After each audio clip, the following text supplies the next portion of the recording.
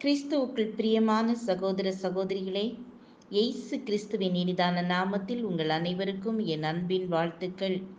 இன்றைய தினம் உங்களுக்காக கொடுக்கப்பட்ட வேத வசனம் ஆதியாகமம் 18ஆம் அதிகாரம் 14ஆம் வசனம்.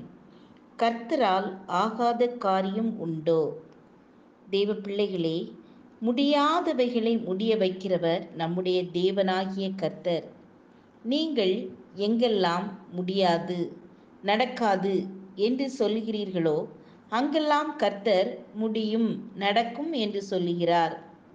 சாராளுக்கு கர்ப்பம் செத்து போனது, ஆபிரகாமுக்கு முதிர் வயதாகிவிட்டது. இந்த இருவருக்கும் இனி குழந்தை பிறக்காது என்று இயற்கை விதி சொல்லுகிறது. முடியாது என்று சமுதாயம் சொல்லுகிறது. எந்த வழியும் இல்லை என்று வைத்தியம் சொல்லுகிறது.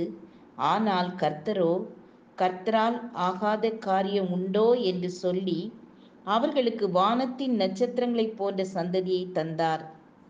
கன்னிப்பெண் எப்படி கர்ப்பந்தரிக்க முடியும்? அன்று மரியாள் மனங்கலங்கினாள். தேவதூதன் சொன்ன பதில் என்ன தெரியுமா? தேவனாலே கூடாத காரியம் ஒன்றுமில்லை என்றான். முடியாதவைகளை முடிய செய்கிற தேவன் கிறிஸ்துவையும் கிறிஸ்துவின் சந்ததியான திரளான விசுவாசிகளையும் கன்னியின் வயிற்றில் உருவாக்க வல்லமை உள்ளவராய் இருந்தார். அது எலும்பு பள்ளத்தாக்கிலே உள்ள திரளான எலும்புகளாலும் சரி, அல்லது இருளிலே மூழ்கி கிடக்கும் உங்கள் தேசமானாலும் சரி, மரித்து 4 நாட்களான லாசருவானாலும் சரி, கர்த்தர் உயிர்ப்பிக்க வல்லமை உள்ளவராய் இருக்கிறார். ஆம், எனக்கன்பானவர்களே, உங்கள் பிரச்சனைகள் எவ்வளவு பெரிதாக இருந்தாலும், மலை போன்று பெரிதாக இருந்தாலும், அதை பனி போல மாறிவிட செய்ய வல்லமுள்ள தேவன். அதைவிட பெரியது அவரது அற்புதங்கள்.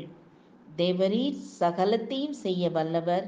நீர் செய்ய நினைத்தது தடைபடாது என்பதை அறிந்திருக்கிறேன் என்று யோபு பக்தன் சொல்கிறார். ஜெபம் செய்வோம். எங்களை நேசித்து வழி நடத்துகிற அன்பின் பிதாவே, நீங்க முடியாதவைகள் என்று சொல்லுகிறதை முடிய பண்ணுகிற தேவன். பிரச்சனையோடு மனவேதனையோடு இருக்கின்ற ஒவ்வொரு பிள்ளைகளையும் உம்முடைய கரத்தில் ஒப்பு கொடுத்து ஜெபிக்கிறேன். அவர்களுடைய பிரச்சனையை மாற்றி மகிழ்ந்திருக்க செய்யுங்க.